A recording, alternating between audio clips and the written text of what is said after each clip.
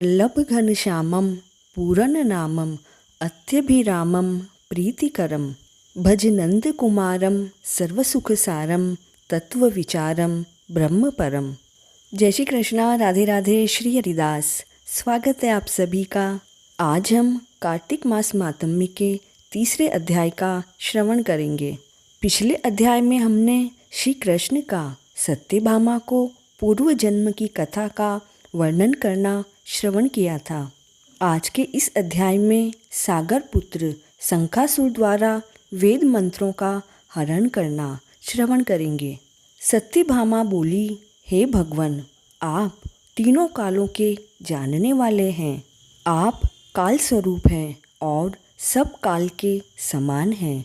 तब फिर आप कार्तिक मास को इतना श्रेष्ठ क्यों मानते हैं? हे देव, इसी तरह सब तिथियों में एकादशी और सब महीनों में कार्तिक का महीना ही आपको क्यों प्रिय है, इसका कारण बताएं।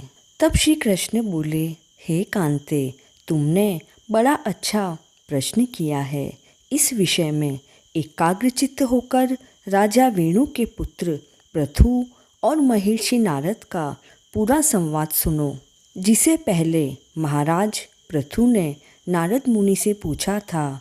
तब नारद जी ने कार्तिक मास की महिमा बताई। नारद जी बोले, पहले समय में सागर का पुत्र शंखासुर नामक राक्षस त्रिलोकी को मथ डालने वाला महापराक्रमी पैदा हुआ। उसने अपने पराक्रम से संपूर्ण देवताओं को जीतकर स्वर्ग से बाहर निकाल दिया तथा इंद्र आदि संपूर्ण लोकपालों के अधिकार अपने हाथ में ले लिए। सभी देवता शंखासुर के भय के मारे अपने अपने स्त्री पुत्र आदि को साथ लेकर बहुत वर्ष पर्यंत सुमेरु पर्वत की गुफाओं में रहे। तब शंखासुर ने विचार किया कि मैंने देवताओं को तो जीत लिया है, परंतु वे अब भी बहुत बलवान मालूम होते हैं। हाँ, अब मैंने यह जान लिया है कि वे सब वेद मंत्रों से युक्त है, इसीलिए वे इतने बलवान हैं। अतः अगर उनके वेद मंत्रों का हरण कर लिया जाए तो वे सब स्वयं ही बलहीन हो जाएंगे। ऐसा सोचकर शंखासुर सत्यलोक में गया, जहाँ भगवान उस समय सोए हुए थे। उसके मन में चोरी की इच्छा थी। इस कारण जब वह वेद मंत्रों को चुराने लगा, तब बीजों सहित वेद मंत्र भी उसके भय के कारण इधर उधर पानी में छिपने लगे। तब शंखासुर उन्हें खोजता हुआ समुद्र के अंदर विचरने लगा, परंतु उसे वेद मंत्र इकट्ठे नहीं मिले। उधर ब्रह्मा जी सब पूजन सामग्री लेकर सभी देवताओं के साथ वैकुंठ लोक में भगवान विष्णु की शरण में गए। वहाँ भगवान को जगाने के निमित्त ब्रह्मा जी मधुर वाणी में गाने बजाने लगे और गंध, धूप, दीप आदि से बार बार पूजा करने लगे। उनकी पूजा से संतुष्ट होकर भगवान ने नेत्र खोले। तब सब देवताओं ने सहस्त्र सूर्य के समान क्रांति वाले विष्णु भगवान के दर्शन किए।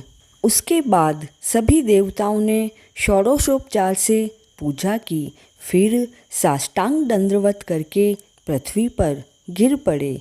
तब तो प्रसन्न होकर भगवान उनसे कहने लगे, हे देवगणों, मैं तुम्हारे पूजन, भजन, कीर्तन आदि कार्यों से बहुत प्रसन्न हुआ हूँ। आप लोगों की मनोकामना मैं पूर्ण करूँगा, यही वर आप सभी को देता हूँ। और कहा, आश्विन शुक्ल पक्ष की एकादशी से लेकर देव उठनी एकादशी तक जो भी मनुष्य ब्रह्म मुहूर्त में प्रातःकाल तुम्हारी तरह मेरा भजन, कीर्तन और पूजन करेंगे, वे सभी मुझे प्यारे होंगे और मुझी को प्राप्त होंगे। पाद्य, अर्घ, आचमनीय आदि जो सामग्री एवं पूजा का सामान तुम मेरे निमित्त लाए हो, वह अनंत गुणकारी होकर तुम्हारे लिए उत्तम फलदायक होंगे। तुम्हारे यहाँ आने की हमको सभी बातें ज्ञात हो गई है। शंखासुर जिन वेदों को हर कर ले गया है वे सब और शंखासुर अभी जल में ही स्थिर है। इसीलिए मैं शंखासुर को मारकर वेदों को वापस ले आऊँगा। अब से लेकर बीज मंत्र समेत सब वेद प्रतिवर्ष कार्तिक के महीने में सदा ही जल में निवास करेंगे। मैं आज से मत्स्य रूप धारण करके जल में रहूँगा। तुम लोग भी सब मुनियों को साथ लेकर मेरे साथ आइए। इन दिनों में इस लोक में जो मनुष्य प्रातःकाल स्नान करेंगे वे निश्चय ही यज्ञांत स्नान के फल को प्राप्त होंगे। अतः हे देवराज इंद्र, जो लोग कार्तिक मास में नियम पालन करते हैं उनको तुम मेरे लोक में पहुंचा दिया करो और उनकी सब आपत्ति तथा विघ्नों से रक्षा करते रहना। हे वरुण, तुम उनको पुत्र पौत्र आदि देते रहो। हे धनपति कुबेर, तुम उनकी धन्य धान्य से वृद्धि करते रहना, क्योंकि कार्तिक का व्रत करने वाला जीवन से मुक्त हो जाता है और वह मेरा ही स्वरूप धारण कर लेता है। और हे अनंत देवताओं, जो जन्म से मरण तक इस उत्तम व्रत का नियम पालन करता है वह तुम्हारा भी पूज्य है। तुम लोगों ने मुझे एकादशी के दिन जगाया है, इसलिए यह तिथि परम पवित्र है और सदा मनाने के योग्य है। यह तिथि मेरे लिए परम प्यारी है।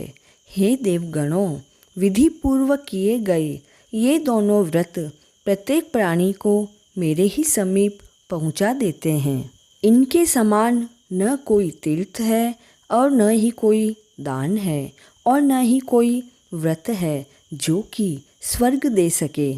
कार्तिक मास मातम्य का 3रा अध्याय पूर्ण हुआ। जय श्री कृष्ण।